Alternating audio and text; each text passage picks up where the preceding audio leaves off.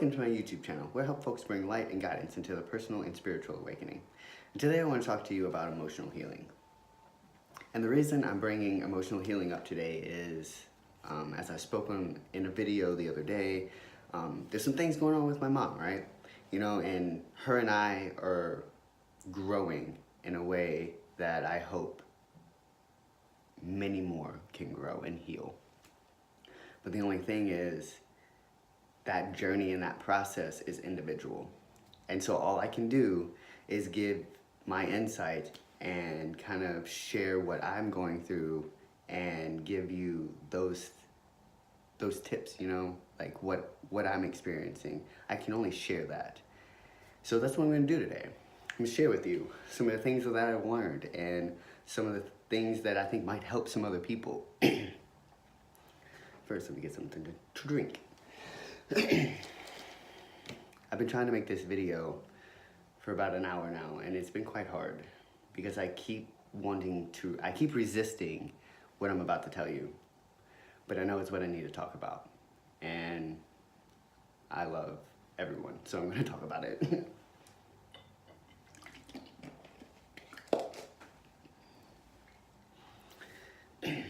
So my mom, right? She's in the hospital. She's going through some things mentally. Right now, she is coming off of all of her prescription medications. She was on lithium and she was on Valium. She's been off the Valium for about 2 months now. She ran into a situation in which it kind of fostered her to come off of that, which was the first thing that I've been praying for. I've been meditating on. I've been hoping that somehow she comes off of that Valium, because it was a crutch. It's like drinking. If anyone has any idea what Valium is or what it does, it's benzodiazepam. It's a very addictive drug, very addictive. Somehow, through all of the work that I've been putting into myself internally and just how the law of attraction naturally works, which is another video I will put out there for you guys, she has started to heal herself. I've done this through emotionally healing myself, clearing the blockages, because my mom needs love, right? And I've spoken love before. But back to emotional healing, right? What I've found is my mom was diagnosed at a very young age with bipolar disorder. And I too was diagnosed at a very young age with anxiety and depression and mood disorder, and you name it, I was diagnosed with it. I was on some sort of prescription medication for it all. You know, it was to the point where I was taking Miralax. They had to prescribe me stool softeners so I could use the bathroom because I was so stopped up, because naturally those drugs do not allow you to use the bathroom. If anybody's ever been on them, you know what I'm talking about. But I'm finding out that maybe my mom doesn't actually have bipolar disorder, you know? She'd been through a lot of trauma in her childhood, and she didn't even know that it was considered trauma. When someone sits on top of you and smacks you in the face for whatever reason, but they're sitting on top of you to where you cannot move, and they are smacking you in the face, even if it is discipline, and it takes you hitting them in the face with a lamp to get them off of you, that's trauma. That is abuse, whether you want to accept it or not. And there are a good portion of Americans, not even Americans, just people, humans in general on this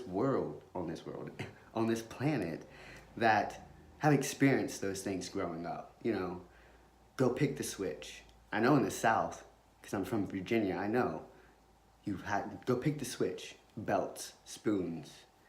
You know, I was locked in the bathroom, bent over a bed, pulled my pants down and spanked me with a belt. That's trauma.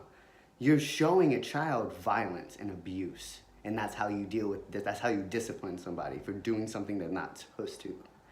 That's trauma. That's emotional healing that you need to touch on.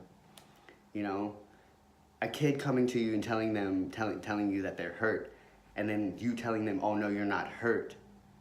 Go play." That's trauma in small emotional ways. It's telling a child, no, you don't know what's wrong with you. Go somewhere else. I don't want to deal with it. That's just small trauma, and that's stuff that it spreads, it goes, and it's everywhere, and especially in our society, the Western society, civilization, whatever you want to call it. And it's rampant. I see it everywhere.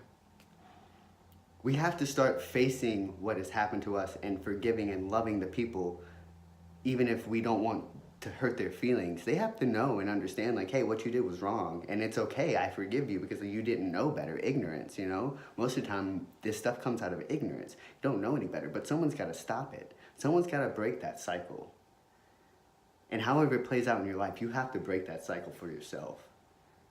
And it's been huge for me.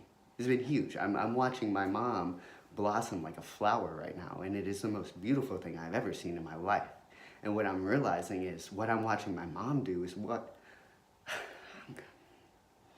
my wife has watched me do. What my closest friends have watched me do. And what I want so many more people to do. Heal. Love. That's the biggest thing that I want, is for people to have that love and that light in their life. But it comes in small increments, and it comes from everybody doing their part for themselves first and then for others next. I tell you now, it's not selfish to heal. It's not selfish to heal yourself. It's not selfish to not be in a relationship and to take time for yourself, to find out who you truly are. That's what emotional healing truly is finding out who you are, letting go of all of the labels that people have put on you, and then you've just accepted, yes, this is who I am. It took me a long time to find who I am right now. I'm 27 years old, and I'm just now finding the true me, the true Micah, right? Everyone deserves that. Even the people that have hurt you, you may not think so, but they've been hurt too, which is why they hurt. Hurt people hurt people. And I know that's common, it's a common saying, but it is very true. And it just takes one person to break that cycle, to change it. And the more that one person is, the more change there is. The more love that there is, the less violence that you see. We have to get away from violence being okay. It's not. It's it's love and unity. We are one, we are connected. And the more people that understand that and that come into that you come into it on your own, but it is, I hope that everyone can get that. And this kind of got off topic from emotional healing, but I hope that it is what everyone needs to hear, because I'm gonna post it anyways. I love you guys. I'm gonna keep making videos. I don't know where it's going, but it's going somewhere. And I love everybody. Namaste.